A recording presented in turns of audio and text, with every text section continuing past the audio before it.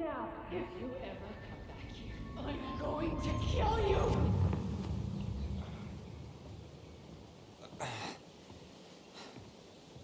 Hey, Tyler? I've been looking all over the place for you. Are you alright? Yeah, I'm fine. Whoa, whoa. Hey, let's get you off your feet, okay? Come on.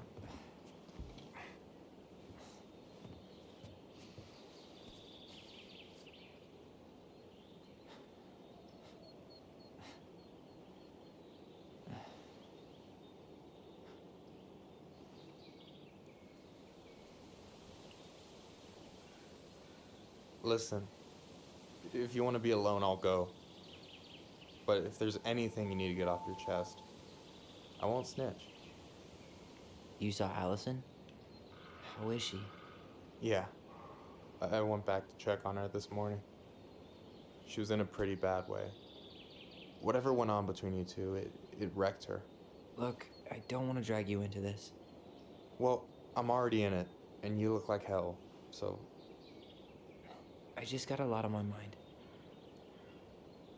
Well, I know one thing that's good for that. As a wise man once said, fishing is the cure to the wounds of the heart.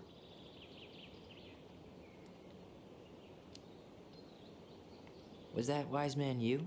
Hey, like I said, I gotta write my own legacy. So, you in? I don't know. Come on, we're burning daylight. Let's go. Where are we gonna go? Why go anywhere when we have a perfectly frozen lake right here? Ice fishing in November? Yeah, it got cold way fast this year. Climate change. That shit's gonna kill us. But hey, fish first. You can walk behind me if you're afraid, though. You're actually serious? I am a very serious man, Tyler.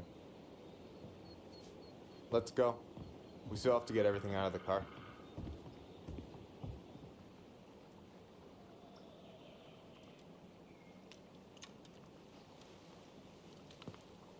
Stage is set. It's showtime. Whenever you're ready. You sure you don't want to go? Nah. Look, no way I'm gonna rob you of your first catch in your own backyard. All right.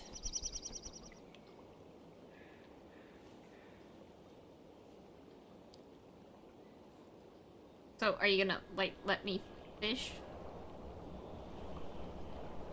Got everything you need, by the way? Yeah, I'm good. Man, I'm so gonna miss this. Miss what? Just hanging out and fishing and... You know, I'm not gonna have a lot of time after we move to Juneau with school and the JC and everything. Right. So did any of the people you came up with at Fireweed land in Juneau? Oh, I'm not sure. Once they left, I never really kept in touch. Really? People came and went a lot. And besides, everyone moves on eventually, right? Not everyone. Not people who get so close they're like family. I already have a family. Well, there's a reason we think of families as trees. They keep on sprouting new branches and... Oh, hey, I think I've got a bite. Okay. You got this. Eat it. Reel them in.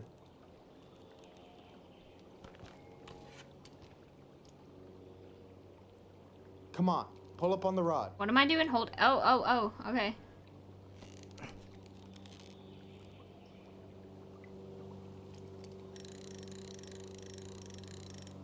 Now give it a nice pull.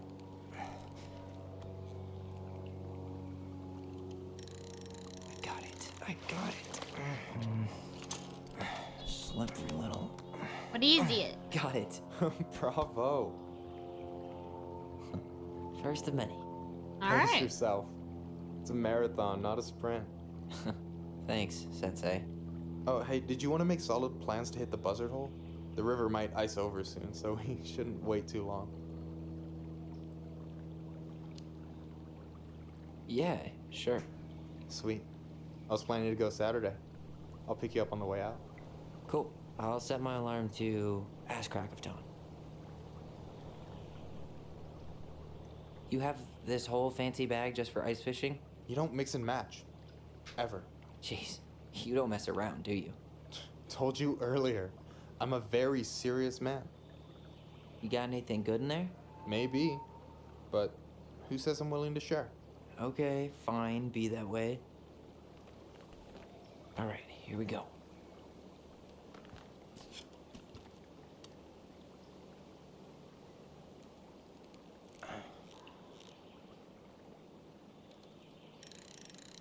We're gonna catch all the fish. Let's go, Tyler.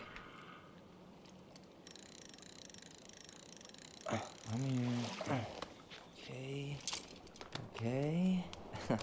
How about them apples? Nice job. So, you weren't all talk. Impressed? I only see 2 fish in my cooler. For now.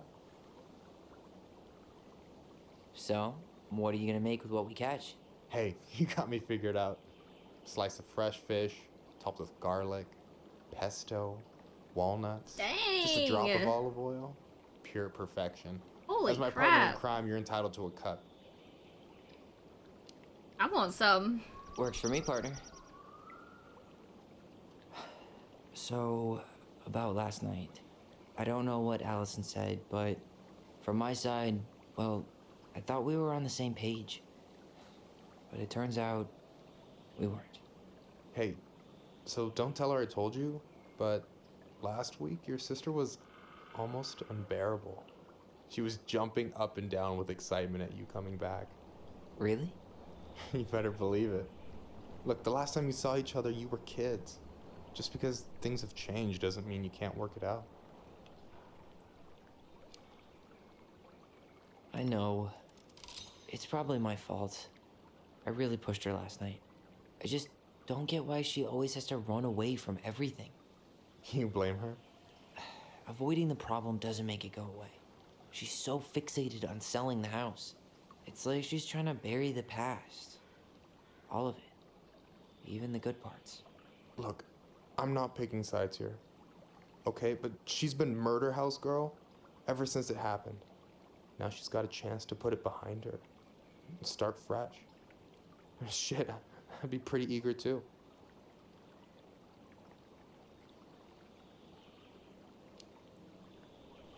I guess I didn't really think about that. I've been so focused on my own shit. It's been hard, you know? Figuring out how to live out here.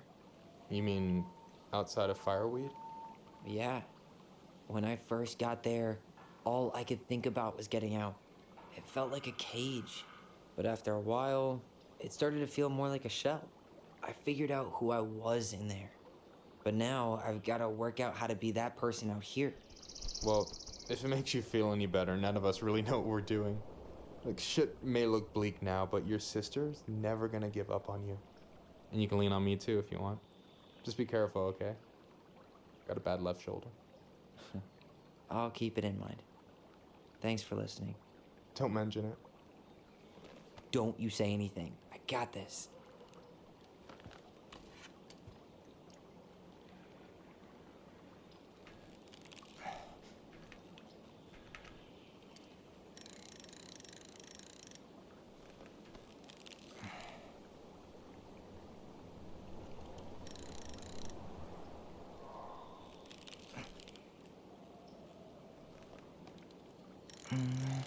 Easy. Oh. Whoa. Bam. 3 out of 3. Well played. I got nothing. That was clean. Huh. I'm a little disappointed. Can I ask you something kind of weird and maybe hard to answer? Weird and kind of hard to answer are my jam. What's up? How'd you know you were ready to trust anyone enough to put yourself out there? Okay. Yeah, that is a hard question. Told you. There's not really 2 ways about it. You gotta be willing to take a hit. Look, I stopped listening to the entire indie folk genre just because I was dumped at a show once. But I put myself back out there just like everyone who's ever gotten their heart stomped on. Because when you meet someone who really sees you, you don't have to pretend anymore.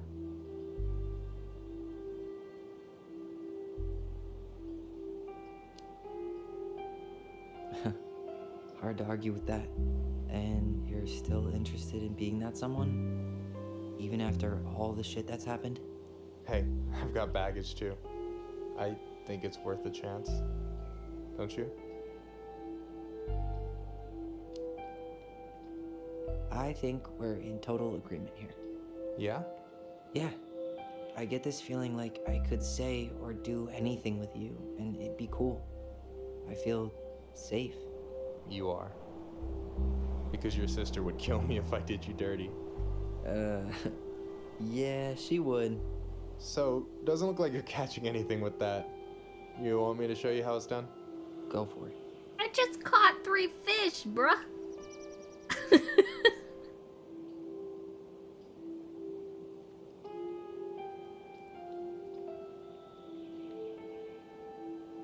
Hey, you're missing the show.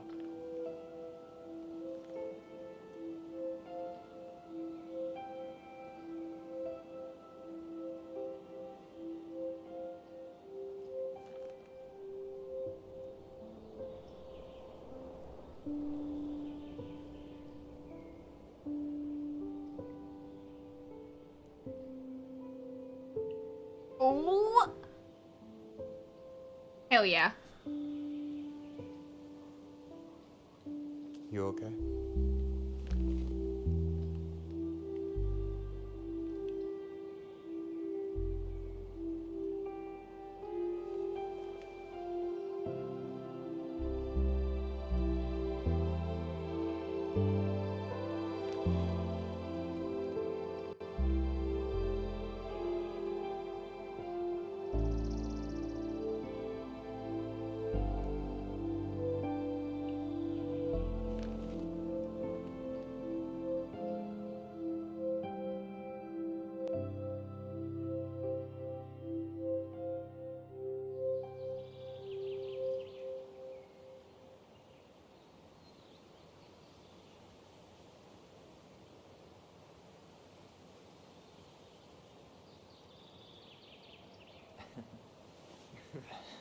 So, yeah. Yes, one way to put it. Hey, Allie. I think I'll just show myself out. Okay, call me later? You know I will.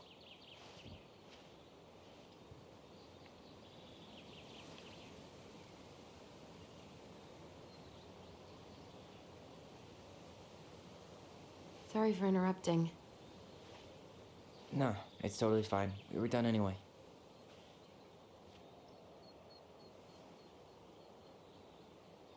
Catch anything? Mostly ice, but yeah. Tyler, I'm sorry for freaking out yesterday. All of this, it's just been really hard on me. Don't apologize. I was being an asshole. We should have never pushed you that hard. Come here.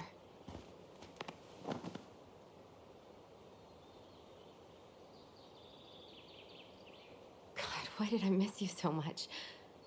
It's only been a day. I've been told I have that effect on people. You dum-dum.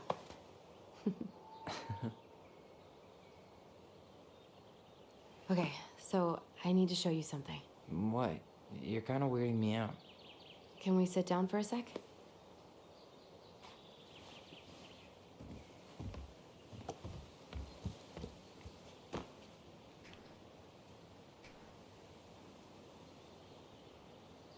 So, what is it?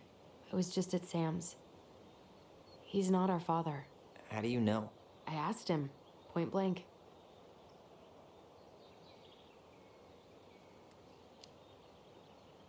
I'm not surprised. Burning down the barn didn't really seem like a Sam move. Yeah, I guess it was silly to suspect him in the first place. He'd never hurt Mary Ann's kids. There's something else. Look at this. This was taken in 1992 when Mary Ann first moved to Delos Crossing. See that ladder? Sam told me the barn has a loft. He helped her build it. Apparently, she never told anyone about it. And it's still there? As far as he knows, yeah. What do you think? Should we give it a shot? We've come this far. And a hidden loft? That's got secret shit written all over it. Let's go. Yeah, boy.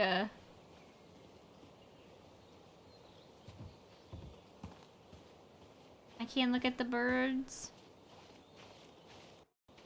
I always look at the birds. Alright. Let's go. I'm excited. I am ready to see what's up here. I feel like it's gonna piece everything together. Let's do it.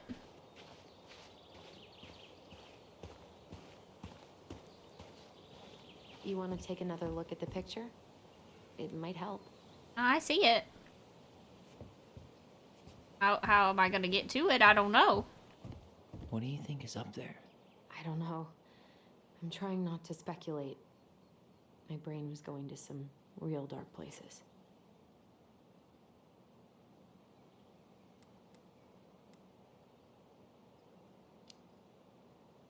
We don't have to do this. We might not like what we find. When has that ever stopped us? What do you think is up there? Oh, it's the I same don't thing. know. Do I get a Trying ladder? not to Do I speculate. need a ladder? My brain was going to some real dark places. I'm just gonna say the same thing I did. We don't have to do this. We might not like what we find. When has that ever stopped us? So what do I need? Do I need a ladder? Need to see the picture again? No, I mean I know where it's at. Just how do we get up there?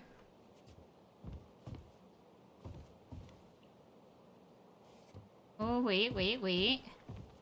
The handle should be behind this.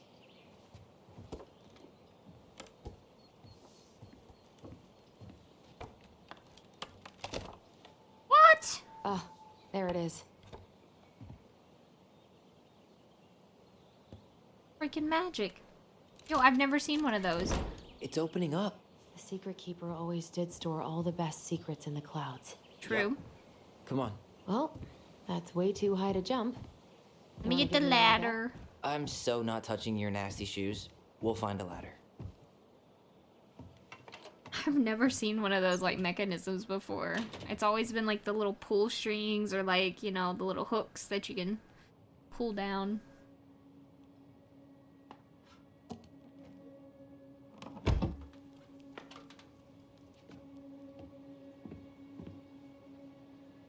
Can you see anything?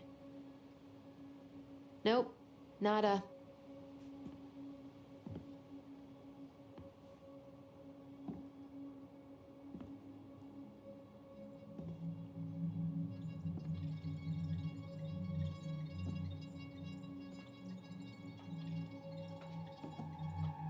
Here, found a switch.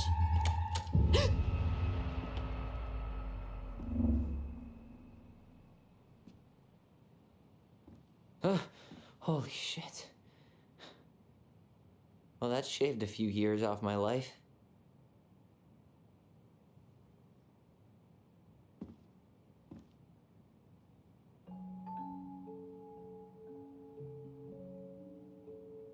Whoa.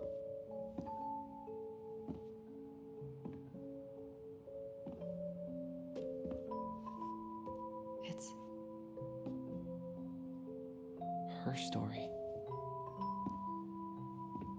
Look, she left us something.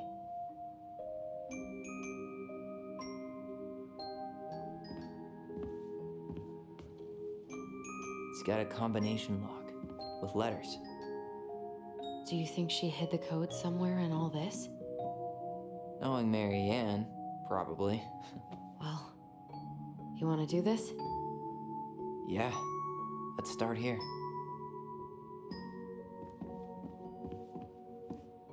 I am so hyped. This freaking place is amazing. Holy crap. Alright, so what's going on here? Once upon a time, there was a young princess who felt hopeless. Recognize this? Yeah. It's from the story where the goblins tricked the Mad Hunter. It looks like it, but it's different, right? It is? Can you check the book? Well, here it is. This one? Why do you think she changed the picture? I don't know. Maybe it's a message. Like, the differences between the two mean something. Oh, I Something see. about Marianne, right? Since she's the princess? Yeah. Why don't we try to find them all and then see if it makes any sense? Okay. Spot the differences. Alright, so what am I doing? There's a moon, there's some stars, there's that, there's a castle. Holy crap, there's a lot. Okay. So let's do it the moon.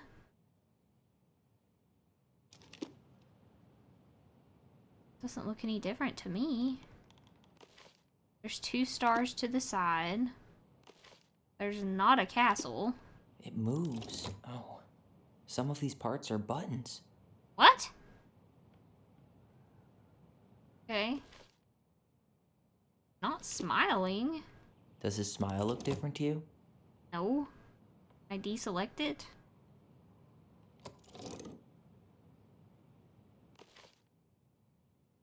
Oh, my smile doesn't look any different. Okay, now what's up with this? The tree?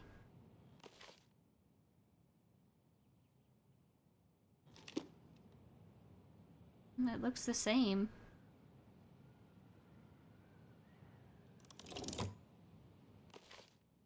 Yeah, she's not there. Okay. We have another tree down here. Little lotus flowers. The tree is not there, though. Huh. No goblins. Yeah. In the original, the goblins managed to save the princess from the Mad Hunter. The Mad Hunter still has 2 hands here. So this was either before the Gold Lady cut off his other one, or after he earned it back? Which either makes it before most of the stories, or after. Yeah. At some point when she was running away from whatever the hell the Mad Hunter meant to Marianne. Okay. What else am I missing here? Did she add that flower? Is that like a innocence lost kind of thing? No. I'm really grasping at straw. And that See. flower's the same. It's her. Maybe that branch looks a little bit different? I don't know. 6. That's 1, 2, 3, 4, 5. No, it has 6 little things, so that's not any different. Even if the branch is a little different, I don't really think that means anything. It's not the same title, so I guess that counts as a difference. Oh, it was a title. That's it. Oh! What's in there? I thought it was asking me about the moon, not the title. So the goblins tricked the Mad Hunter, and then this one's different. Interesting. And we have an O. Why am I not moving? Oh, because I'm clicking the wrong button. Pictures, letters. Oh, poor thing. Why By would she Birdie keep an old Polly. drawing of a pet in here? No. I can't believe she was a ballet dancer. Marianne. And a good one, too. God, that's so not her. Did you know she studied engineering? No. It looks like she changed her major to visual arts. I Makes don't think she sense. actually got it changed. The paper's not signed and it's all wrinkled. Like someone tried to throw it away.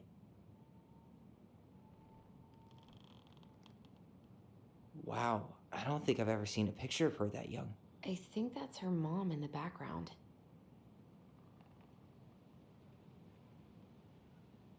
An artsy environmentalist. Yep, that sounds like Marianne's exact kind of catnip. The Gold Lady. That was definitely her mom. So, did Marianne grow up kinda rich? Maybe. Nah. Would've been nice to have some of that. Freaking nailed that. I nailed that one. Alright, Mary Ann, I can't do this anymore. You deserve better than cliche bullshit like, it's not you, it's me. But the truth is, it's all just been too much to deal with, and I've realized I'm just not ready. Maybe if we could have dealt with all of this in our own way, without your mom constantly putting pressure on us, things could have been different. But the damage is done, and it's probably too late for that now. I'm so sorry. You're an amazing person, and you have made me a better man. I hate myself for doing this, but I feel like we'll both be better off apart. There I go with the cliches again. Please don't ever stop being who you are. Here, but I'm gone. Brent. Could this guy have been any more cryptic? Tyler, Isn't see your that little mom light? also cryptic? I think we need to solve this one next. Which one? Wait, hold on. This? Oh boy. Wait. What's this? Why are these pictures from the Book of Goblins here? I don't know. The crafty goblin's good deeds. Here. Or wait, hold on. Her cruel parents kept her locked away in their musty palace. Alright, we're gonna have to finish reading these stories, yo. Alright, so we did that one. Alright, let's go with this one next. We're almost done anyways. Once upon a time, in a deep and ancient wood, the crafty goblins were getting into all kinds of trouble. They had woken up in a particularly mischievous mood that day, and there was not a single denizen of the ancient forest who they had not managed to pull a prank on. They left a mud pie in the princess's kitchen, so that when she dug in, she got a mouthful of dirt. They used paint to draw silly pictures all over Moose's antlers while he slept. They told the mangy muskrat that his coat had been returned to its former glory, which made him very sad when he rushed to the water's edge and found he was, in fact, still mangy. They stole branches from the very old beaver's dam in order to have a sword fight, and they filled the old bear's den with birds. Every time they ran away in a fit of giggles, never stopping to consider whether their jokes had done any harm. They were on their way to fill the pious pelican's beak full of bubbles when they were hoisted into the air by their legs. Though they thrashed and shouted, they found themselves staring into the face of the Ice King. "All morning," he said, "I have been hearing complaints about you two." "They're just pranks," said the goblins. "No one has really been hurt." "Oh no?" asked the Ice King. He forced them to see how each of the victims of their pranks was doing. The princess had a stomachache from swallowing the mud. The moose's antlers itched terribly where the paint had touched them. The muskrat was crying, sad at being reminded what vanity had cost him. The very old beaver's den was flooded, and the old bear was trying to get the burrs out of his fur, but finding most of them hopelessly tangled. "For your punishment," said the Ice King, "you must help each of them undo the harm you caused. If you do a good enough job of this, there will be no further punishment. If you do not, you will have to give me your noses, so that you can no longer stick them into other people's businesses."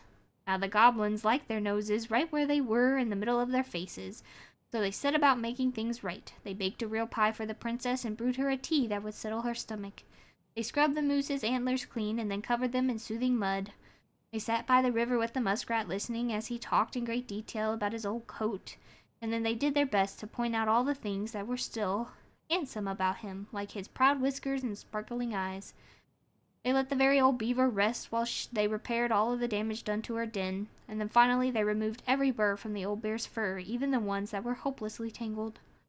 In the end, they came back to the Ice King to see if they had done enough. The Ice King surveyed the forest and found that everyone seemed to be back to normal. "What did you learn?" asked the Ice King. "That our pranks can make people feel bad," said the goblins. The Ice King smiled and nodded. "Yes, actions have consequences. In case you forgot, I am going to leave you with a reminder. Whenever one of your pranks is going to hurt someone, you are going to feel a little pit in your stomach. That will be your punishment and your warning." So every time after that, the goblins set out to do a prank that went a little too far, they felt a little pit in their stomachs, and they were forced to consider whether it was the right thing to do. And that is how the goblins irritated the Ice King and how they were punished. Okay. We have the goblins meet the ice troll.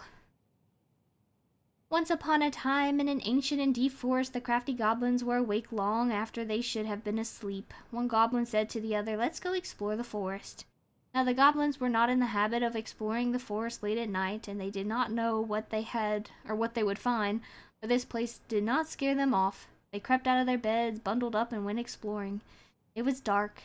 The light of the moon was just enough to keep them from walking into trees, but they could not see more than 15 feet in front of them. Every time a twig snapped or branches rattled, they considered turning back, but they didn't.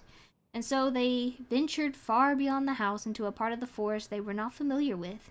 When they realized the snapping of twigs and the rattling of branches had become steady, something was following them. They turned to run, but a hulking figure emerged from the darkness, sweeping them up with a giant hand and stuffing them into a burlap sack. The goblins wiggled and cried out, but the sack remained shut as their captor stomped through the forest singing, "Whittle diddle dum, whittle diddle dee, in this bag's a meal for me." After a lot of thumping and thudding, the bag opened and the goblins were dumped into a giant iron pot full of warming water. The huge troll stood overhead, grinning down at them, through long, bushy white eyebrows. "I am the ice troll, and you are my dinner." He readied to cook the goblins, singing, "Whittle diddle dum, dum dee dee. There's soon to be a soup for me." Finishing his ditty, he bent over to stoke the fire beneath the pot, and let out a loud noise of pain, rubbing a spot on his back that always ached. The troll stood painfully and walked over to a stone shelf where he began to chop potatoes. One of the goblins had an idea. She whispered to her brother, "Follow my lead." The goblin stretched out in the water, floating and letting out sighs of contentment. "Ah," said one of the goblins, "this is the most relaxed I've ever been. My body feels so good I think I could run 100 miles without stopping," said the second. The troll peered at them. They weren't supposed to be happy about being in a cooked pot, but they certainly looked like they were. "Troll," said the goblins, "if your back is hurting, you should try sitting in the water just for a little bit, before it gets too hot." The troll stomped over, "But if I take you out, then you will escape, and there would be no soup for me." "Put us back in the sack," suggested the goblins, "then we can't run away." This made sense to the troll. The spot on his back that always ached was still bothering him, and the goblins couldn't go anywhere if they were trapped, so he stuffed the goblins back in the sack and climbed into the soup pot. He stretched out and let out a sigh of contentment.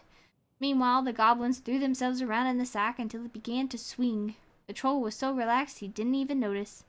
The bag dropped onto the shelf where the troll had been chopping potatoes, and the goblins pushed it up against the edge of the troll's knife, sawing a hole. They made a break for it. The troll finally noticed what they were doing and roared out of anger, but he was so relaxed that when he tried to chase them, he tumbled out of the cook pot and into the flames, catching his bushy eyebrows on fire. The goblins ran and ran and ran as fast as they could through the ancient and deep forest until they were back in their cave and safe in their beds. They vowed never to venture out into the ancient and deep forest late at night again, for they did not think they'd get so lucky as to trick the ice troll twice. And that is the story of how the crafty goblins met the ice troll and why they never did again. Cute story, though. Alright. The goblins tricked the muskrat. Now, we've heard about this muskrat's fur coat, but we actually haven't read the story yet, so... Alrighty, once upon a time in a deep and ancient wood there lived a muskrat. The muskrat was a lazy, cowardly creature who did little but lay around in the sun cleaning his beautiful coat until it shone. One day the muskrat found the crafty goblins playing king of the mountain on his favorite rock. He was too cowardly to confront them directly, and so he retreated to a safe distance and then pitched a stone right at the hornet's nest hanging overhead. One of the goblins saw him do it, but before she could say anything, the hornets emerged, furious, and chased the goblins away, stinging them. With the rock empty, the muskrat claimed his spot. When the goblins returned, they asked the muskrat, "Why did you do that?" "I don't know what you're talking about," he said, turning away to ignore them. The goblins knew that the muskrat cared for nothing but his coat, so they devised to steal it in order to teach him a lesson. As the muskrat lay in the sun, he spied the goblins strutting by. Their skin was covered in flecks of gold. "Goblins," called the muskrat, "what happened to make your skins shine like that?" "When we were attacked by the hornets, we ran and ran until we found a pool by the glacier. We dove in and then came out this way." "Would you show me this pool?" asked the muskrat. The crafty goblins led the muskrat to a pool. The muskrat looked into the pool skeptically. "It looks like a pool," he said. The goblins chuckled and shrugged. "You don't have to jump in if you don't want to, but what do you lose if you try? And if it works, why, you will be the most beautiful creature in the whole of the forest." What visions of his splendid coat in mind, the muskrat jumped in. When he emerged, he was disappointed to find that nothing had changed. Said one goblin, "Maybe you have to be stung by the hornets first? Just like us?" The muskrat hesitated because getting stung would be painful. Seeing his hesitation, the goblin added, "If it works, you will be the most beautiful creature in the whole of the forest." The muskrat decided it was worth it, so he returned to the hornet's nest and pitched a stone right at it. The hornets emerged, even more furious this time. They chased the muskrat, stinging him repeatedly until he jumped into the magic pool. The muskrat was disappointed to find that once again nothing had changed. "I wonder if the magic only works for us," said one of the goblins. "Would you like me to jump in with your coat?" The muskrat hesitated. "If it works, you will be the most beautiful creature in the whole of the forest." With visions of his splendid coat in mind, the muskrat agreed. He slipped it off and handed it to the goblins. Without his coat, the muskrat was pale and covered in scabbing welts. Instead of the jumping in the pool, one of the goblins ran away with the coat, laughing. The other pushed muskrat into the frigid pool, and as the water splashed the goblin, the gold flecks ran, revealing that they had only ever been painted on. The muskrat cried so pitifully and made such a clamor that he awoke the Ice King, who came down to the forest to see what happened. When the Ice King saw the muskrat, he laughed, only further infuriating the creature. "Tell me what happened," said the Ice King. Both the muskrat and the goblins told their sides of the stories, and the Ice King considered the case before him. "It is true that the muskrat is vain, and he thinks of nothing but himself," concluded the Ice King, "but he needs something to keep him warm in the water and the snow." So the Ice King was decided the muskrat would get his coat back, but it would be patchy and unkempt. After that day, he became known as the mangy muskrat. And that is how the goblins tricked the muskrat into giving up his coat, and how he got his name. It's kind of sad, though. I kind of feel bad for the muskrat. I do. Alright, we have one more story, and this is about his hand being back, so this kind of ties into what we're doing now. Alrighty. Once upon a time, in a deep and cold lake near the ancient forest, there lived an old seal who was a powerful witch. After angering the Ice King, she had been bound to the lake, allowed only to venture out when the moon was full, and only looking like the hag she truly was. For years she dreamed of vengeance, all alone within the deep lake amongst the corpses of her many previous victims. One night she awoke to see a black and hooded silhouette, clawing to reach a beautiful gown full of stone. The human had delved far deeper into the lake than any land dweller should have been able to go. His tenacity and ferociousness impressed the moon hag, and she decided he would be wasted in her statuary of corpses. She used her magic to enspell him, allowing him to breathe underwater, but also binding him to her service. "You," she said, "will be the instrument of my release and my revenge, for you and I together will kill the Ice King." The moon hag had never heard of the Mad Hunter, and she did not know the power he wielded. She could only tell he was a hunter, and her lust for revenge blinded her to the threat he posed. She gifted him a hand of ice, which was not as nimble as the hand of flesh, but allowed him to serve her better than no hand at all.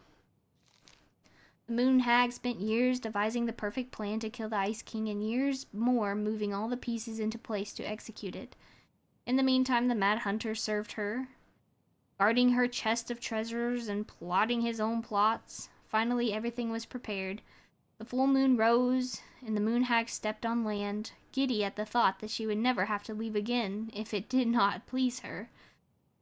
She brought the Mad Hunter to his post, a jagged peak of ice and stone from which he would loose the arrow that would slay the Ice King. Before she could go, she put forward a proposal. "Moon hag," said the Mad Hunter. Or I guess he put forward a proposal. "Moon hag," said the Mad Hunter, "if you grow back my missing hand, I would be certain to hit the Ice King with my arrow. We will have only one shot, and I would hate to miss. You're a powerful witch, so you'll be able to craft ties to bind me to this place that I cannot break." Moon hag considered it. "All right, I will grow back your hand, and then bind you here with ties that will not break." She cast a spell, and the Mad Hunter's hand of ice was replaced with a hand of flesh. As the witch left to complete the next part of her plan, the Mad Hunter grinned wickedly in the moonlight. After a short time, the moon hag returned, luring the Ice King into the Mad Hunter's line of sight. "What is this about, moon hag?" asked the Ice King. "Many a long year have you bound me to the lake," said the moon hag. "Many a long year have I been alone in the dark. That ends tonight." She cast a powerful spell that made the Ice King slow to react, and then gave the signal. "Mad Hunter!" she cried. Let your arrow fly. Nothing happened. She twitched nervously. Mad Hunter, let your arrow fly. Still nothing happened. The Ice King, meanwhile, was striding towards her, slow but furious. The moon hag fled, running first to the jagged peak of ice and stone where her servant should have waited. But the peak was empty. The ties had been broken and the Mad Hunter was gone. For in the end, he was the more powerful of the two, especially once he had two hands. When the Ice King finally caught the hag, his furious voice could be heard throughout the forest. For your wickedness, you will be you will be eternally bound to the lake. You will no longer be allowed to leave, not even under a full moon. The moon hag was imprisoned in the lake and she never tried to escape. And this is how the Mad Hunter escaped the moon hag and how he got his left hand back. Interesting. Alright, well that is all of our stories. And let's see what we got here. There's the gold lady again. She's all over the board. There was a figure of her in that stash by the Mad Hunter painting, right? Oh, yeah. So maybe all of this is related to what we found in there. Okay, I get it. So it's a bird, Polly. Hey, I can right? move the piece next to the gold lady. All these pictures. They look like images from Marianne's life before. The princess dancing, playing violin, spinning wool. I guess this is stuff she did for fun? Notice how unhappy she looks in all these pictures? I don't think she was having any fun. Yeah, I don't think so either. And then they sent her to engineering school. The wise princess looks like she's trying to run away. And she's being watched by the gold lady. And she liked the painter. What's the gold lady do? Is that it? It's opening. I think that's an L. What's in there this time?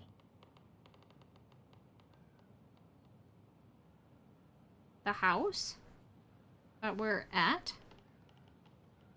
Okay. Is that Carol? Yeah, and Sam. Look at him.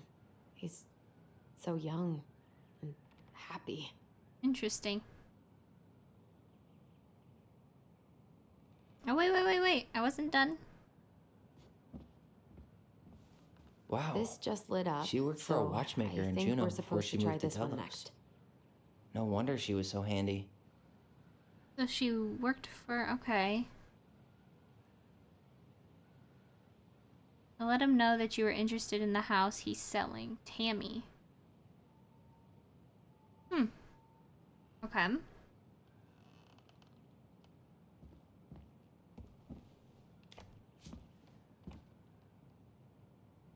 Salmonberry Park? Salmonberry Park? I think that's a L. Salmonberry Park. Salmonberry Park. Huh. Is that some kind of commune? Looks like it. So weird to imagine her living in a community like that. With, other people. The weirdest part is how they all seem to love her. Where was prom queen Marianne when the whole town was turning on us? I'm just kind of reading through. Yeah, but they all seem like... I mean, they seem nice, but they're all, like, pretty generic. You know what I mean? Ooh, this one says dad on it. Wait. Father. Okay, this is new. This is in 1996. Mary Ann, I hope this letter finds you, but since you didn't leave any contact information, I will have to send it to your aunt and hope for the best. I'm writing to inform you that your mother passed away last week. We just had her funeral reception. The house has been filled with people all day, friends, family, colleagues, and church members. It's now 11 p.m., and I'm sitting alone at the kitchen table, surrounded by dozens of trays of food, flowers, and sympathy cards. Your cousin, the 80, brought in a beautiful photo album full of our holiday pictures in Laconer. You're there in all of them, but you weren't here today. We haven't heard from you in 4 years and can only hope that you made it to Alaska or wherever you are, and that you and your child are both safe. Your mother had been sick and depressed for years, and you can only imagine why. The pain of being shunned by her own daughter, knowing she would never get to see her grandchild grow up, It spread through her body like cancer and consumed her completely. All this suffering simply because you ran away like a temperamental little girl instead of accepting her help when you got pregnant out of wedlock. After dropping out of college and without a penny to your name, she only stepped up to help because she knew you weren't ready to raise a child properly. Marianne. A mother's duty doesn't end when her children leave home. Now that you're a mother yourself, I hope that you will begin to understand that good parenting isn't about coddling children. It's about providing them, or for them, and shaping them into the people they're supposed to become, whether they like it or not. I won't trouble you again. You've made your intentions clear. I just thought you should know. Dad. I don't know what to say about that letter. Good lord. You're gonna drop the bomb that her mother has passed, but then also blame her. Okay, that's a lot of emotion there. Marianne was pregnant in 1992, before she even got here. So I was right about that too. Before us? Hell yeah. Do we have a long-lost sibling out there somewhere? It's possible, but she could have given it up or miscarried. Who knows? Yeah, you're right. Do you think we could track down her father? You mean the grandfather she never told us about? I don't think I want to. You're not at all excited about having more family. You saw the letter. I don't think we want any part of that. Fine. Let's keep digging. This just lit up, so I think we're supposed to try this one next.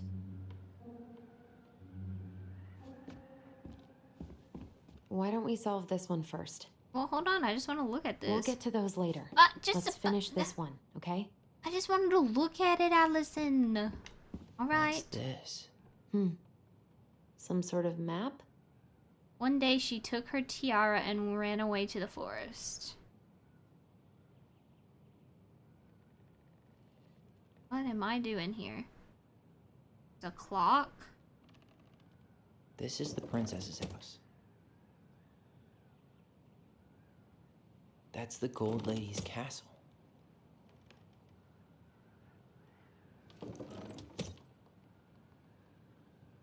What am I exactly doing here, though?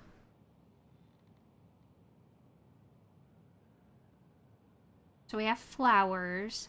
This, to me, would be...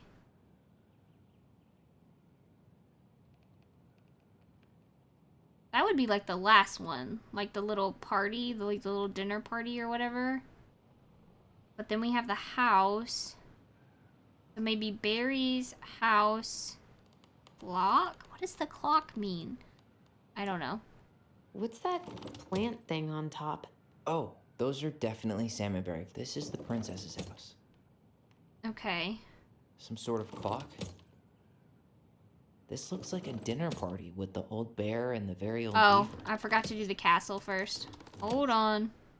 Castle comes first. I thought I had that, but I may have That's the deselected it. Gold Lady's castle. What's that plant thing on... This is the princess's house. Some sort of clock? This looks like a dinner... It seems like it's not doing anything. Okay. Maybe it's so broken? let's switch these two then. Let's do this first. Some sort of clock? This is the princess's house. This looks like a dinner party with the old bear and the very old beaver. Yep, that was it. Yes. E. Okay. What's in there? Another letter? The princess's laws. Is this from the Book of Goblins? Not that I know of. Well, sure looks like it could be. The princess's loss. Once upon a time in an ancient and deep forest, there lived a wise princess in a big wooden house. She had made it through the woods and to the house with nothing left but the clothes on her back and a single item from her old life, a splendid tiara. She lost almost everything in her desperate flight from the mad hunter. The trees tore the rucksack from her back and shredded her dress and left a pattern of red welts on her skin. But through it all, she clutched the tiara close to her chest, fearing any misstep would cause it to fall from her arms and break. The tiara had its own spot in a big wooden house, a pillow near the window, where sun would catch on its surface to shine and wink. The princess could stare for hours at the tiara, marveling in its beauty and running her thumb down its curves. Every morning she would wake and she would tend to it, polishing it its every surface to be sure it shone as brightly as it possibly could. Then she would pluck it up, place it on her head, and walk the woods feeling somehow more complete. Because what? after all, was a princess without a crown. Every night she would place it upon its pillow, give it a quick kiss, and go to bed. On her way, she would pause and glance back to be sure it was still there. She hated to be separated from it, but she knew it was safest on the pillow while she slept. One night the princess woke to a raging storm. The wind howled against the walls, rattling the windows in their panes. Fearing a gust might burst open a window and blow the tiara to the ground, she plucked it from its pillow and brought it to the bed with her. All through the night she held the tiara close, and in the morning she woke to find herself still cradling it. The storm had passed and the princess relaxed. That day was the same as any other, though she perhaps gave the tiara an even more thorough cleaning, grateful as she was that nothing had gone wrong. That night, she placed the tiara upon its pillow, gave it a quick kiss, and went to bed, pausing on her way to be sure it was still there. In the morning, she woke and sensed immediately that something was wrong. In the living room, the tiara lay upon the ground, broken, dull, and faded. Nothing else was in the room changed. The pillow was exactly where she had left it, the window closed. There had been no storm, no wind, no sign that anything at all could have gone amiss. Only the broken tiara, mute upon the ground. She picked it up and held it in her arms with a guttural cry, but though she tried to fix and to polish it, it was gone, beyond repair, and with no shine left. The princess held the tiara through the day and through the next night, sitting in the same spot at the window where she used to polish it. When the sun rose, she looked outside, and her gaze fixed on a sapling. She remembered how the sapling had survived the winter, clinging to life despite the frozen, unforgiving earth. Without a word, she went out and buried the tiara in the ground beneath the sapling. And as the final scoop of dirt fell, the tiara felt truly gone, and with it the final link to her old self. She could only go forward and find a new place for herself in this world, where she was no longer truly a princess in a tiara and a beautiful gown, but a woman. Is that what it says? Why does it say but a wan woman? Okay, alone in a deep and ancient wood. And that was how the princess lost her most precious treasure and her title. Okay. And that was how the princess lost her most precious treasure and her title. That was the story she read us that night. God, it makes sense now. Yeah, she got pregnant.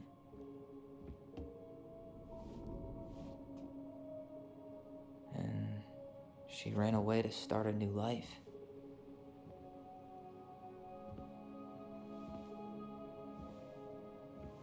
And then she made her way to Delos Crossing, where she was finally happy.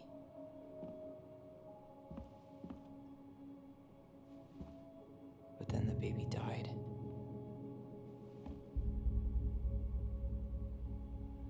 Oh, shit. I can't even imagine how she must have felt. I didn't even piece that together till just She now. left everything behind. Oh. Built a whole new life for him. And then he was just gone. I guess having us helps her move on.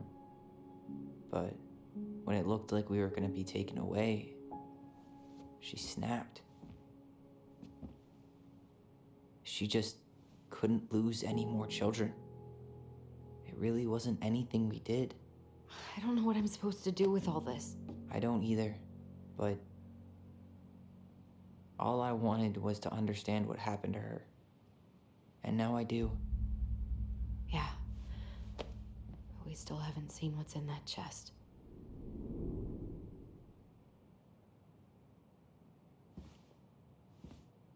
I really Okay, honestly did so not see that how coming. do we open it?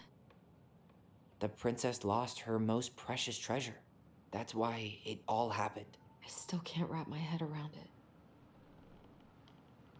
Up with these. Set down. Wait, what? Here, the secret keeper, hiding secrets in the clouds. Oh, how cute. Gold Lady stays locked up in her castle. The old bear's gotta be in his ice cave. Have I found them all? We'll let the mangy muskrat. I think I have his have, rock right? back. Wait, I never read that one. Hold on. This one. The Gold Lady is the wise princess's cruel mother, who sent the Mad Hunter to drive the girl back to the palace. Gotcha. The Ice King goes in the forest, obviously.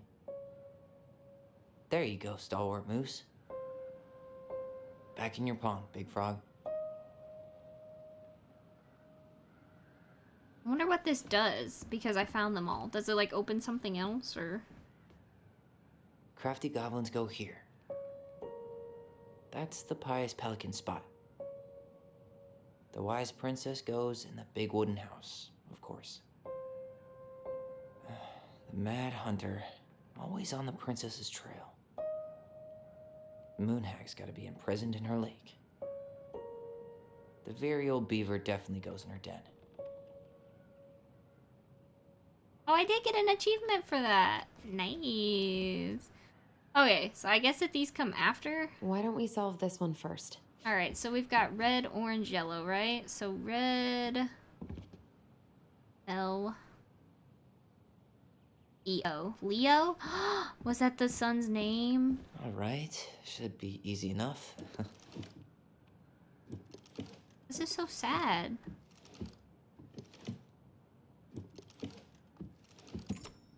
Yes.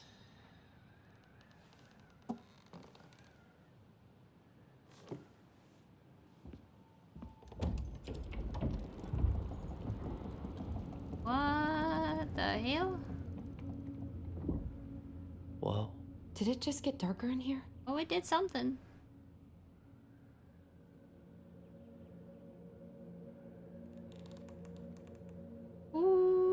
Okay. A baby blanket? Ollie. She noticed. Dear Alyson and Ollie. I was her son. We write stories to understand and be understood, but what good is a story without an first act? I'm sorry I kept mine from you for so long. All my love, goblins. Why does she have a photo of that tree locked in here? Well, she did, in the story, it did say she buried the tiara underneath the tree, right?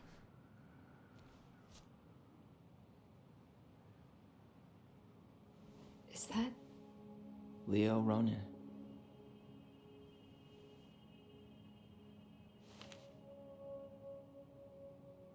Why didn't she tell us about him?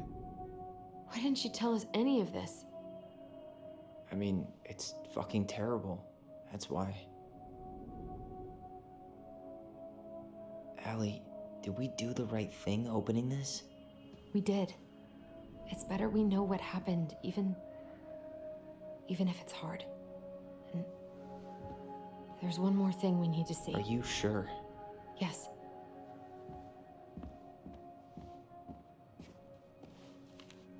Come on, let's go to the dock. It's time to finish this. Are we not gonna finish the rest of the puzzles? I like puzzles. The crafty goblin's loot. That's from the princess and the two thieves. I drew the original. And I distinctly remember drawing that cake, which is arguably the best part of that illustration. All right, Picasso. And you probably remember what the goblins stole in that story. I actually do remember. They stole spoons. What if they took some spoons? They did. She kept the... Well, they stole a lot of crap. What is that? Eggs? I'm pretty sure they stole some eggs. Maybe they took some of the princess's fruit? That's it. I always wondered where that drawing went. She said it was her favorite, and then one day it just disappeared. It really was her favorite then. Hey, now that we're done with the important stuff, maybe we can take a crack at these? Yes, I've been wanting to do that the whole freaking time. The old bear's gifts for the princess. I'm totally blanking on that story. Old What Bear's did he give gift her again? for the princess. Why don't we open up the book and check? Some honey? I don't actually remember. I'm gonna have to go back and look at that. Okay. Let's see.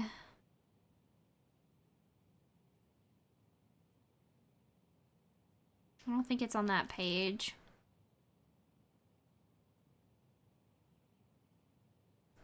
Okay, a fresh caught salmon, ripe berries, and a bluebell.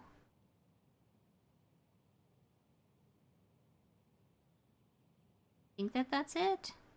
Pick berries, da da da da da. Okay, let's try that.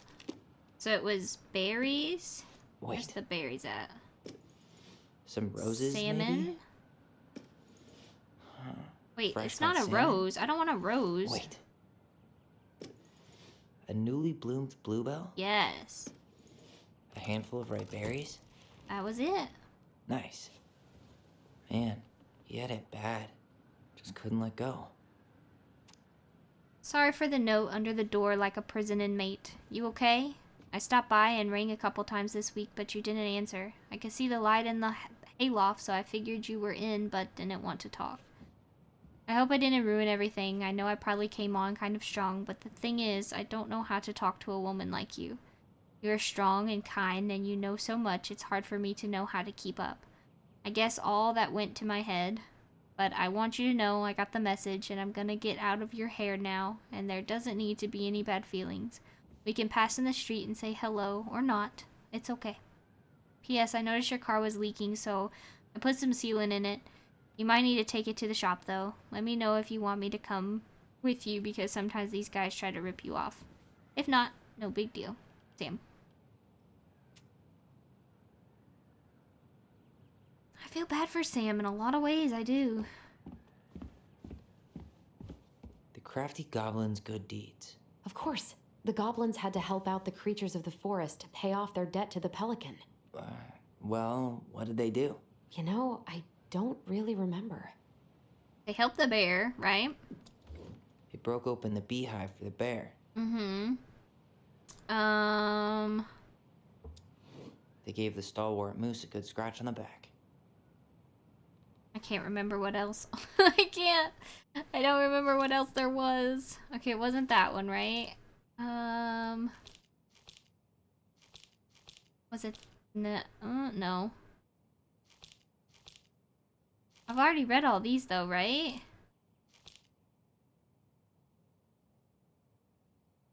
Because this is the one where they steal all of her food.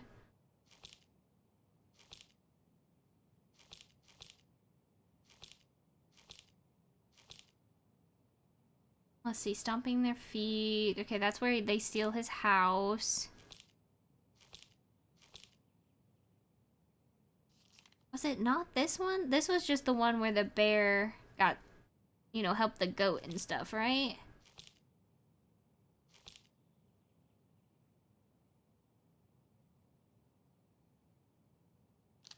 That's the one where the pelican helped them.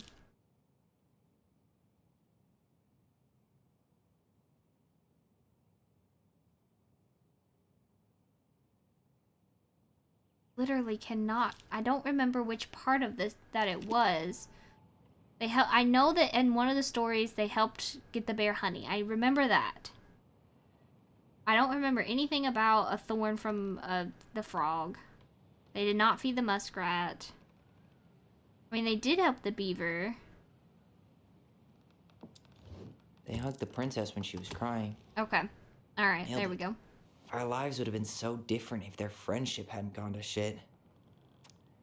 The Pelican Crossing is a specialty gift bouquet located near the O'Shea Glacier, catering to the, is it Gastineau something channel tourists as well as the Delos Crossing locals. We specialize in an assortment of high quality products, from home accessories, handmade souvenirs to personalized apparel and locally made art. The Pelican Crossing will be the first store to act as a relay between the buzzing crafts and the craft scene and customers.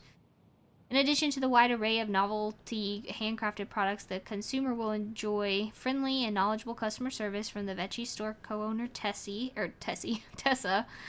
and up-and-coming artist Marianne Ronan. This business plan is prepared to obtain financing in the amount of $20,000 to purchase an inventory and to help cover expenses in the first year of operations.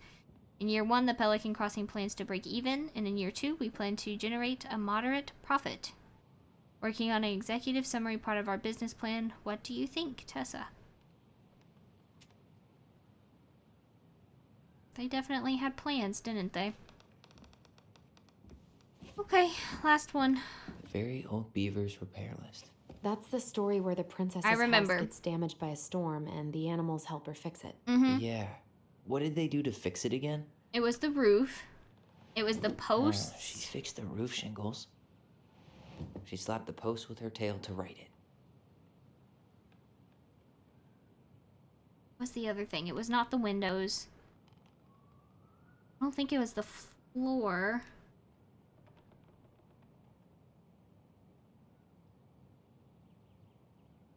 Was it the or was it that? Hold on. She fixed the planks? Yep. That's all right. Okay. Damn. That must have been rough on Eddie. Yeah, he doesn't really like to talk about her. Dear Marianne, you cover your ears every time I try to have this conversation with you, so I thought I'd have a better chance doing this in a letter. I know you don't like saying goodbye, so I'll keep my melancholic rambling short and sweet. I want to thank you with all my heart for taking care of me for these past few months. I can't even imagine how exhausting it must have been for you to look after a sick old lady when you also have 2 small children at home. I know you want to keep fighting this disease and hoping for recovery, but it's always been a great strength of mine to know when it's time to let go, and that time has come. I'd like to ask you for one last favor. Please take care of Eddie after I'm gone. My poor boy puts on a brave front ever since his father died, but I know he's in pain. I would be so much more at peace knowing he still has family. Maybe he could teach the kids how to fish. He loves spending time with them. Thank you for the warmth and the peace you brought to my life. Give the kids a kiss for me, will you? Carol.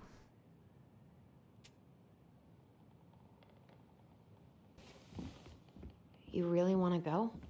You sure we've seen everything? I mean, I'm pretty sure. I guess we could stay a little longer if you think there's more to find. We've done that. We did that. That. No, we're good. You really want to go? You sure we've seen everything? Either way, I'm ready for this to be over. Me too.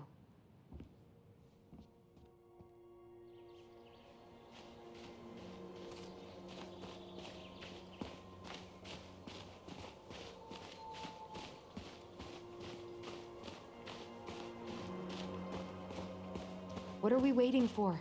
I want to know who was here that night. Let's try and remember who Marianne was arguing with.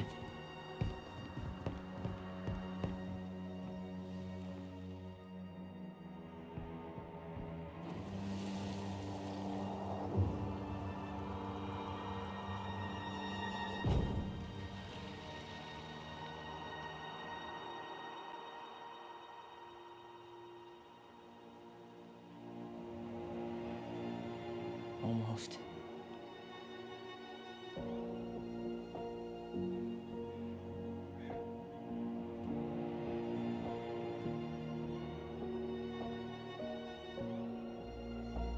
Tom Vecchi is our father? Dude, fucking It had to be. what? What? Tessa knew, didn't she? Yeah, she must have. That's what she didn't want to tell us. God, Marianne and Tom? I know. What should we do now? Yeah, call him out here and make him tell us what was going on. And if he won't? We know his secret. He will. Tom? It's Alyson. We need to talk. We know it was you. What the? Oh my god. Okay. I did not see that coming.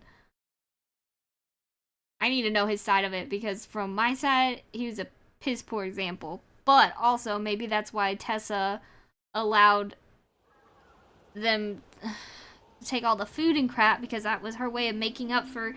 Oh my god. What a messed up situation.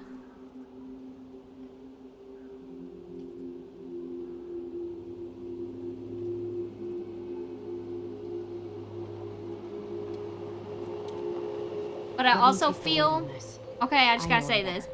I mean, I also feel like if he wanted to make it right Sure. and actually try and be a father, he would have As stepped long as up we get when answers. Marianne died.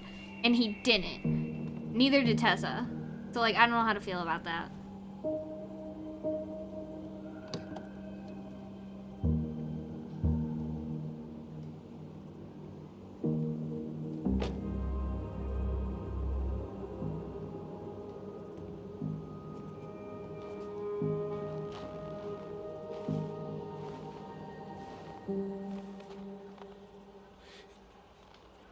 Kids, listen. You're our father.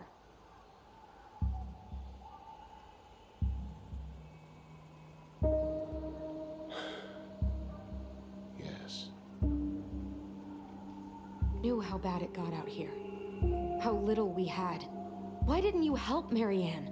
You mean all the money she wanted? We didn't have anything to spare. Well, that winter was rough on everyone. You would have starved out here if not for all the free food we gave you. Don't act like you had anything to do with that. That was all Tessa. That's a cruel presumption, young man. Maybe it was Tessa's idea initially, but I supported it. And your mother was happy to live off our handouts. A handout? Oh my god. Oh my god.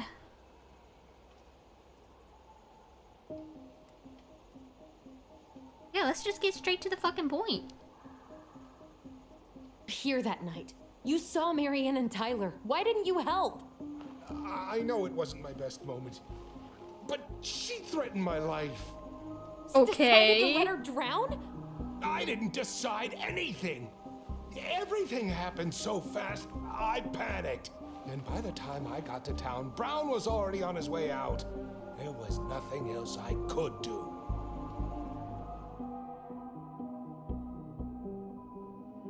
What's up with this thing?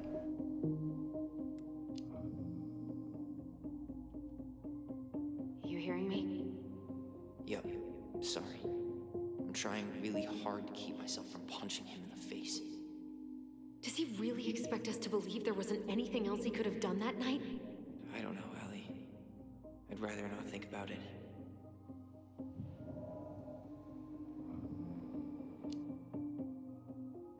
To burn down our barn and knocked Tyler unconscious. I never meant to hurt anybody. You weren't supposed to be home. Doesn't excuse the fact that you didn't even stop to help. What do you want me to say? I panicked. I was terrified that this whole thing was going to blow up in my face. I had to do something.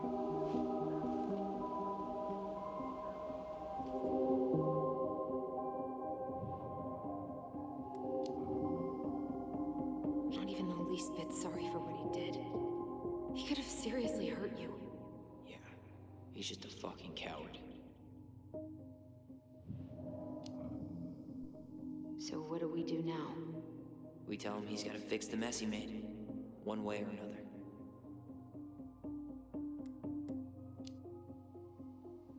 Failed us, Tom. You need to make it right. I'll do whatever you want. As long as none of this gets out. Excuse me? That's the only way it's gonna be made You want me right. to pay for my mistakes? Fine. But please, Tessa can't know. This would kill her.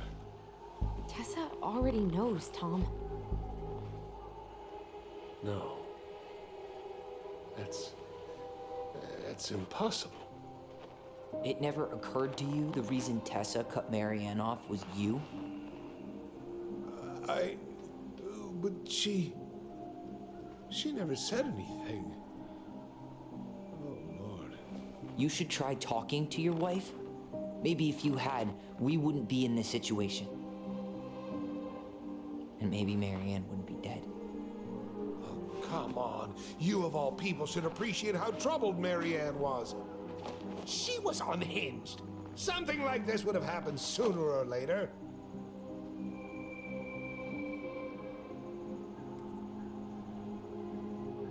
Ooh, I like both of these. I want to say both.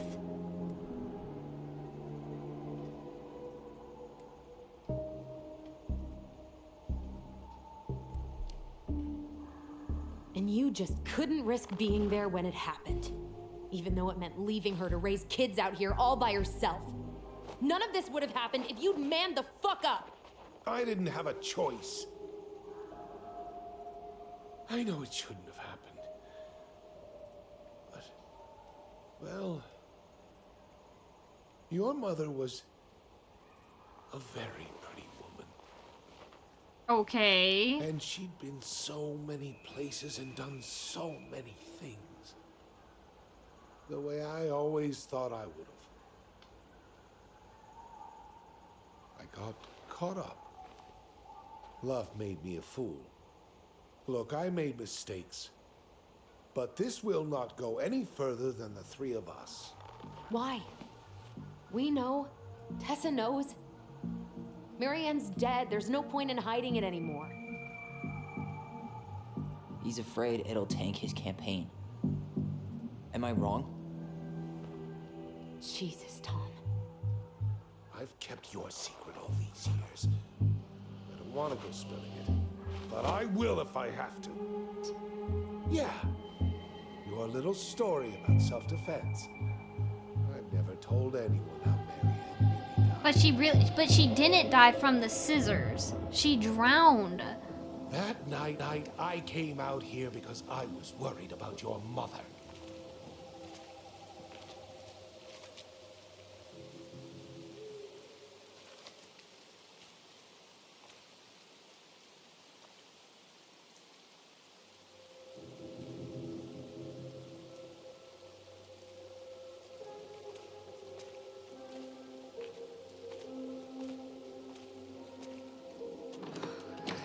Why do they do it? They made me do it.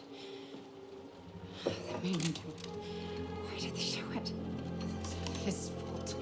It's his fault.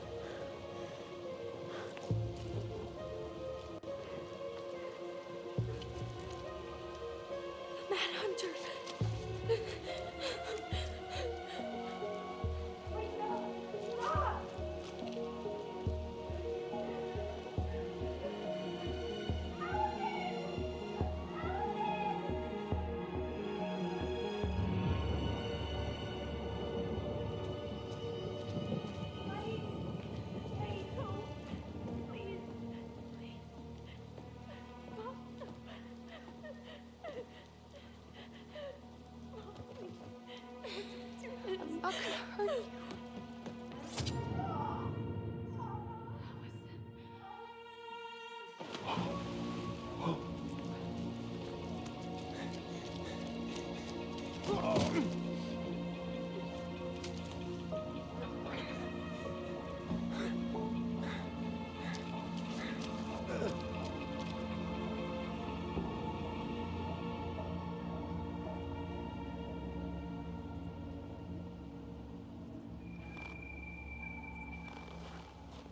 No. No way. You're a fucking liar. I saw what I saw. You're manipulating us just like you manipulated her. Tyler! You're not listening to this, are you? Be smart about this, Alyson. Are you sure you want this to get out? You've got way more here to lose than he does. His name will be all but clear, but you'll be a killer. What will your uncle say? I hate that they keep saying that. And She Michael? drowned. Well, the whole town might turn on you. The wound from the scissors was not the fatal Don't thing. touch her.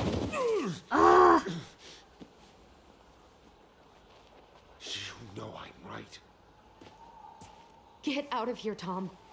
Tyler and I need to talk alone. Just please. Think twice before making any rash decisions. There are a whole lot of lives at stake here.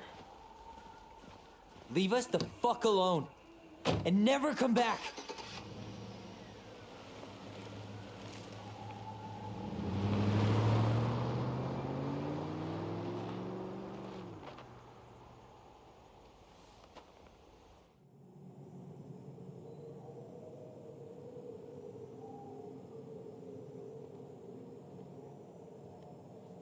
Allie, you okay? You didn't let that asshole get to you, did you? Did you? What if he's right? been having all these nightmares about that night, and they were a lot like how Tom said. And now, when I try to remember, that's all I can see. He's trying to mess with your head, and you're letting it work. No, it's more than that. Ever since we started digging, I haven't been able to shake this feeling like something's off. Something's off because he put this in your head. Don't let him get away with it. He might not be lying. We keep getting things mixed up. We remember totally different versions of the past. Those are just details. This isn't that. She was going to kill me. I'm not so sure anymore, Tyler.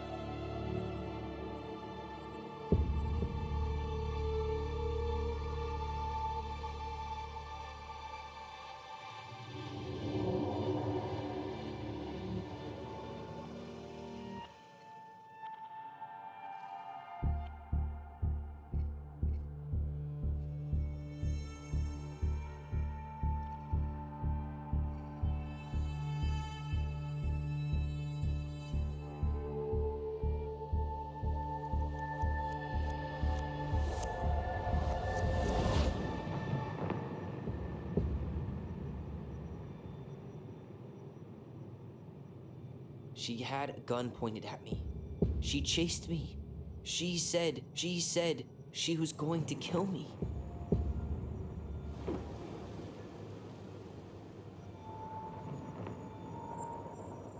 She threatened Tom with those exact same words, with the same gun on the same pier.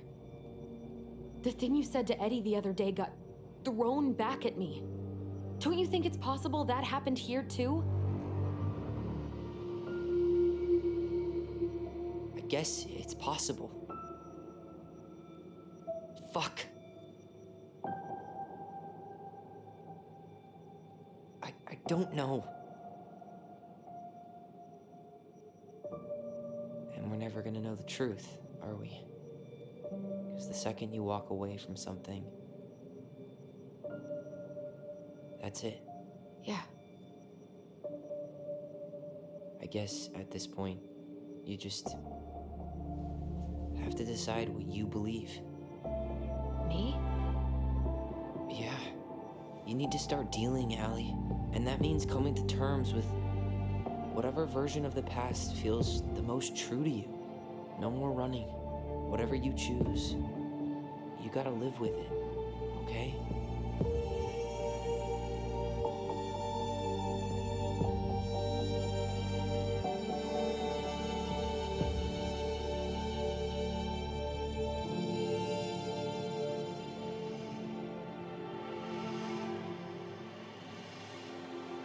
Oh boy.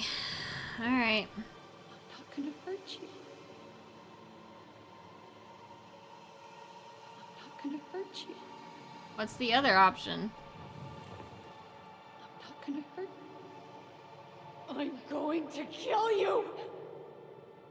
So we either stick with our memory I'm going to or we go with what Tom's version is. I know what I'm gonna go with immediately. I don't even think I have to explain myself. I don't believe she would ever hurt her kids.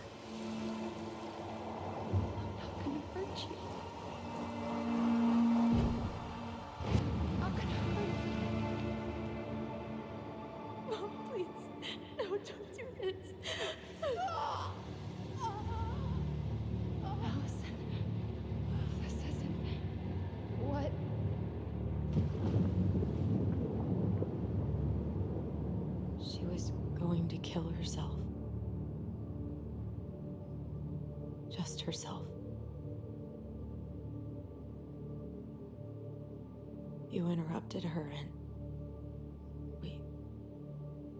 we got confused. Are you sure? Yes. That attic. Tyler, that was meant for us. It was her way of explaining what she was going through. I made a horrible mistake. Hey, it's okay. I'm here.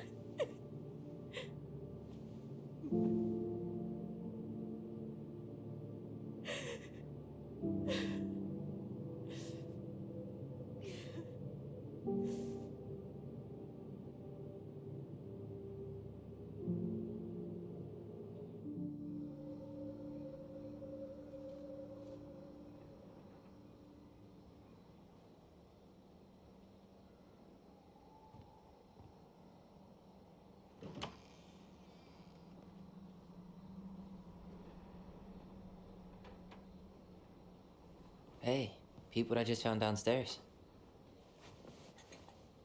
What do you think? Will it have aged well, or just gone bad?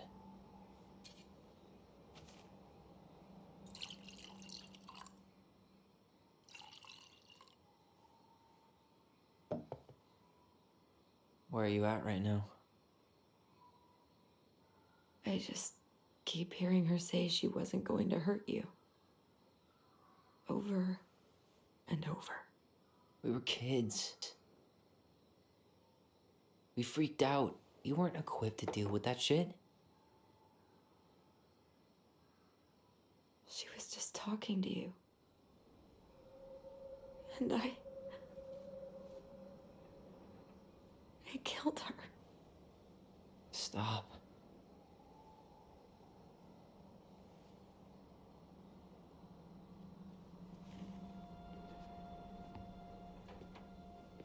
I don't want to use our voice again. Ever. What? Seriously? I don't know. But I want to stop feeling like this. And I think we'll be better off without it. This morning, I kept getting these horrible visions. Of you and Marianne and Eddie. Visions. Like our memories? Yeah, but different. It was all my worst thoughts brought to life. You were in my bedroom saying I abandoned you. Eddie called me a snake. I'm sorry. I should have been there for you. It's okay. I was the one who walked out. I can't let that happen again. I don't think it will. Something's been pushing us to find answers. And now we have them. Maybe I'm wrong. And if it stays bad, we can stop. But I really want to keep what makes us, us.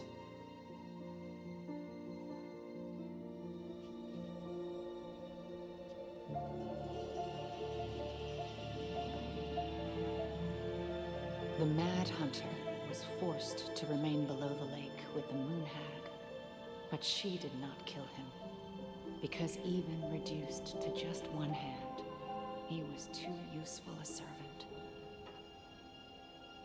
Lo, he plotted What do you the day think? he would emerge. Brothers and To sisters? once again hunt the wise princess and earn back his left hand.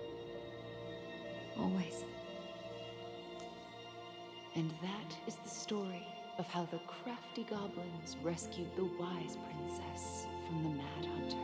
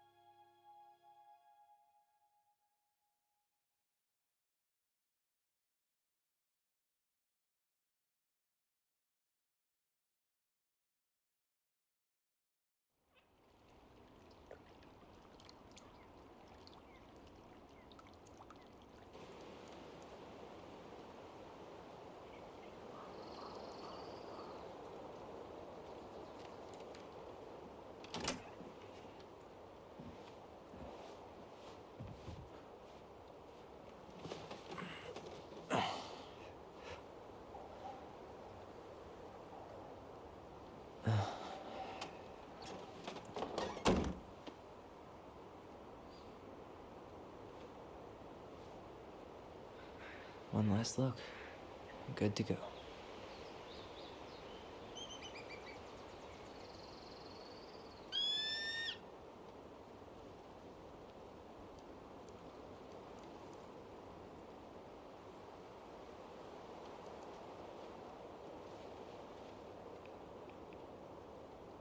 Hey, it's me. Hey, me. House is empty. I'm getting ready to head out. So, last chance. Is there anything you want me to do while I'm in town? Listen, Ty, you're dropping off the keys with Tina, right? Yep, gonna leave them at her office on my way to the ferry. Well, that's it then. How's Juno? Big and full of people, even without tourists. Michael's been writing up rules for the apartment. I need your support against his whole food policy. Just refuse to sign anything until I get there. Okay? Okay, but you better hurry. If he gets his way, we'll only have one small shelf for junk food. What? Heresy. I'm gonna need like twice that just for snack cakes after my surgery next month. I know, right? This cannot stand. How are you? Good, actually. Really good. You? Same. You know, emptying the house really cleared my head out. Thanks for doing that. The observatory really needed me this week. And after everything that happened, I just felt like I needed to keep some miles between me and Delos Crossing. No worries. You still loving your therapist? Gail, yes. I was actually just doing some letter writing she assigned me as homework. It really helped me get some perspective. That sounds awesome.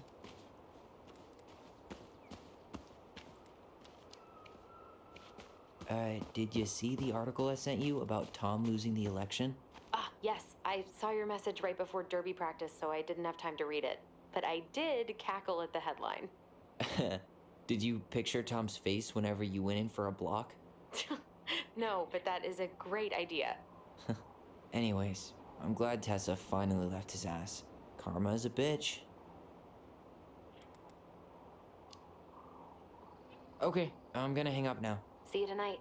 Okay, I'm gonna take one last walk through the house and then head to the ferry. Drive safe. Pretty sure that's the only way possible in the old Alyson mobile. Love you, Tyler. Love you. Still no beavers. Well, I'm right behind you guys. I seen in the birdhouse that it has eggs now. That's so nice. I'm so excited. We fed the birds and they made a home. And the cycle continues.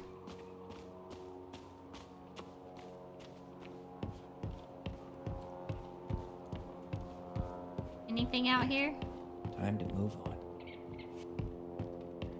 Dude, look how beautiful that this is, though. I mean, come on. It's gorgeous.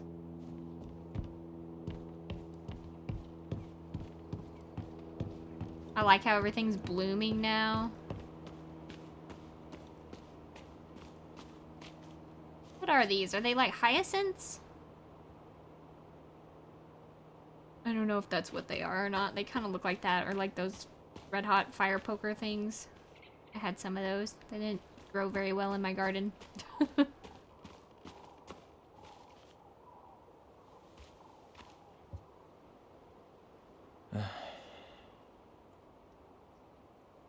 Everything okay, Ty? Actually, yeah.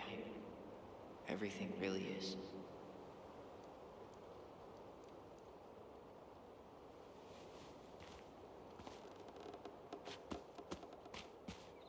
Okay. Goblins out.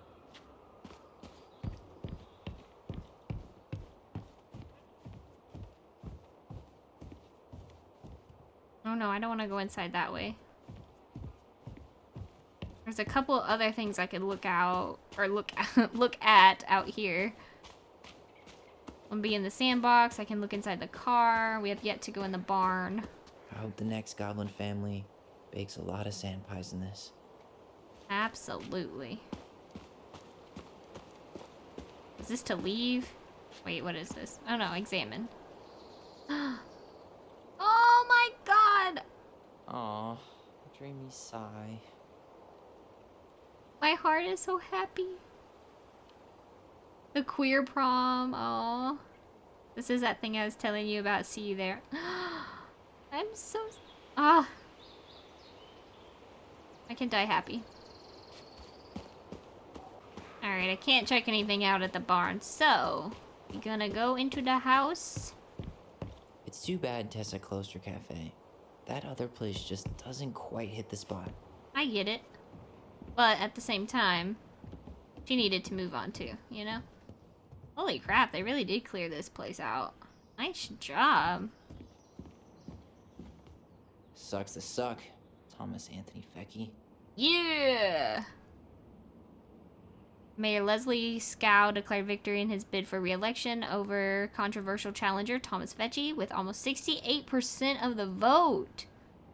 Dang! Her rival, local business owner Fecci, sparked much debate in the community over the gun control policies, but Scow's success has been mainly attributed to her willingness to reach across party lines. Many in the community say her re-election came as no surprise. Okay, Vecchi refused to join her cabinet, alright. He plans to focus on his family and other business pursuits. I got no respect for him, I'm sorry. Lost all respect. Huh. Well, at least she finally dumped his ass. Dearest Tyler and Alyson, I'm writing this letter from Juneau International Airport where I'll soon board a plane to Manila on a missionary assignment. I apologize for not coming in person to say goodbye, but I was called to make this decision alone and to carry it out on my own as well. I'm sure you understand that sometimes we must follow without question the prompting of the Spirit. I will not be coming back to Delos Crossing for some time. Before I go, there is still something I feel I must confess to you both, perhaps because I never found the strength to confront my husband. I've never been able to forgive Marianne for her betrayal. I truly did love you both like my own children, and I always tried to forgive your mother for her unapologetic lifestyle. But when I discovered that you were the fruit of her affair with my Thomas, I wanted her to suffer like I was suffering, and I brought down on your house the wrath I never dared allow to unfold in mine. I've been deeply ashamed all these years, and I'm surprised how much better I feel with it out in the open. The greatest thing about truth is the peace it brings to your life. I hope you can find it in your hearts to forgive me. You have taught me once again how love will bring you further into life, something that Mary Ann had been trying to show me all along. Take care of each other always. In his steps, Tessa. What a nice letter. I think that's wonderful. Seems like she did find some peace. Anything in here? They got rid of the crusty old cabinet.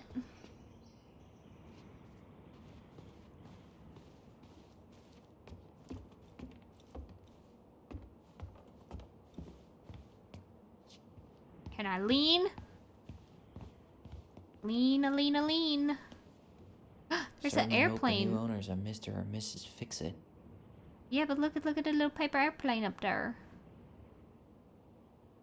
Like I said, somebody will definitely buy this place, if not just for like a hunting and fishing cabin that somebody can stay at for the season. Like somebody will put money into this. Goodbye, room. Goodbye, room. Goodbye, man on the moon? Beautiful. For posterity.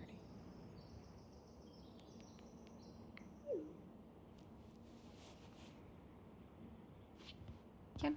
There wasn't anything else, right? It was just the picture. Okay.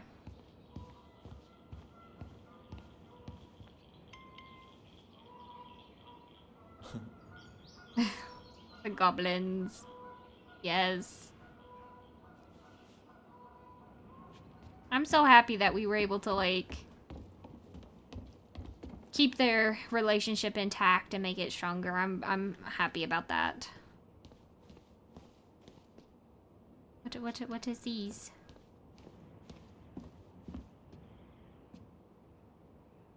Hey goblins, word in town is you guys finally sold the house. I came by tonight to help you fix what needs to be fixed, but there was nobody home. Are you gone already? Things change so fast these days. Anyway, you know where to find me if you want to fix things. If you're still in town, I mean. It's getting late and I'm pretty tired. Oh, and I'm sorry for acting like the stupid ass I am. Everywhere I look, I think about what used to be. I've been trying to do better, but I think it might be too late for an old bear like me.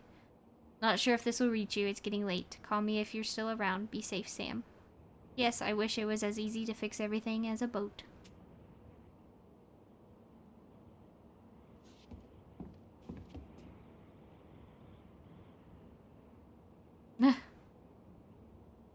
What freaking awesome pictures. Oh, they're celebrating their birthday with Eddie. He did the roller derby and oh, this is awesome. I love it. Man, seeing it empty is so weird, but at least it's the last time we'll ever have to. The most wanted. Oh my god, the freaking bandit escaped. You go, buddy. You get it. You get after those mailboxes. Dump all their trash. I thought they were gonna throw this couch away. I was kind of really sad by that. Because I was like, I love the bears on the two sides. And I thought they were gonna trash this one too.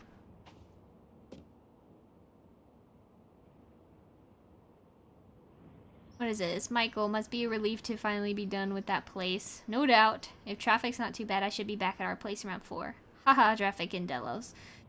Only if the mailbox bandit escaped. Hey, I'm making the biscuit thing you like. Damn, on my way, I'll probably take some fire hydrants and stop signs. Don't die, I'll keep it warm. See you in a few. Oh. Can't do anything else, just that one. Oh, I can take... Oh, well, I guess we need to take our laptop. We don't need to leave it. And our blanket. Or sleeping bag, whatever it was. Okay.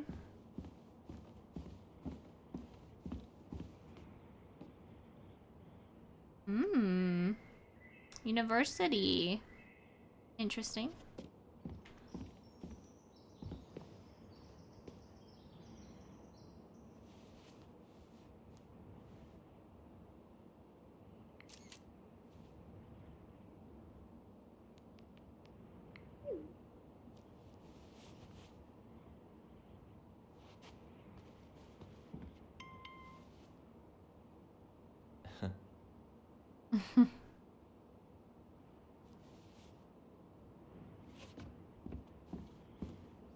I think it is time to close the chapter on this.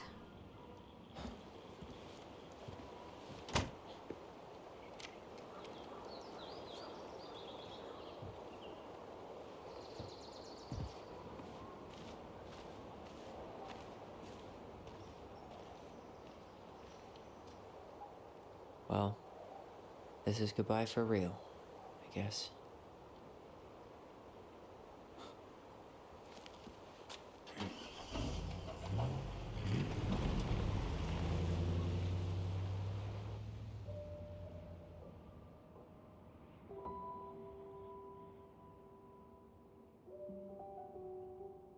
Hey, Aaron. It's Tyler Ronan. I thought I'd catch you on your break between sessions, but I guess you're going along with another rebel with too many causes.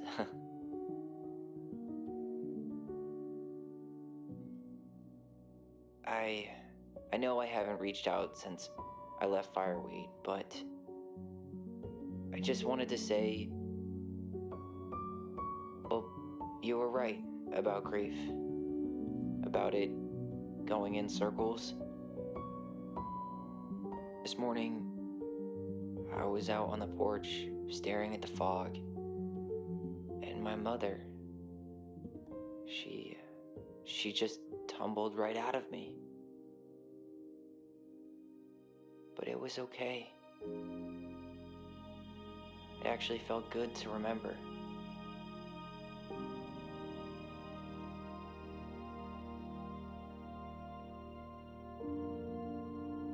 Anyway, give me a call back if you get a chance. I'll see you around. And thank you.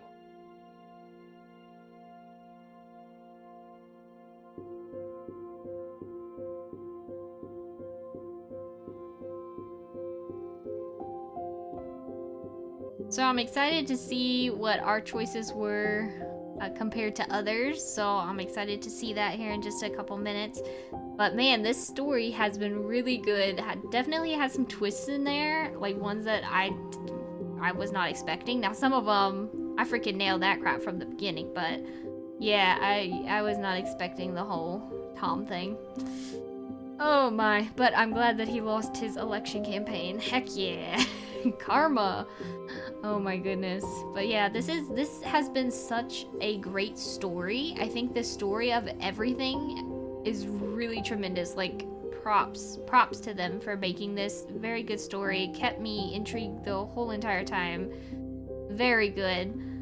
The only negative side that I have to this is this freaking game has killed me with the lag. Oh my god. Not even gonna lie about it. Like, I have tried so many different things to fix the lagging problem, and I have a pretty decent gaming PC, and like nothing I did seemed to help. Like, it progressively got better each chapter, like with me messing with the settings, but it was never to the point where it was smooth, and it freaking killed me. I feel like this game would do a lot better being played on a console, which I don't have, unfortunately. So I just had to stick with what I have, but it is what it is, because I feel like this story is such a good one that even through all of its little flaws there, it's still one that should be told. So yeah, I hope that you guys have enjoyed if you've stuck around this long. It has been a great journey. Glad I'm able to share it with everyone.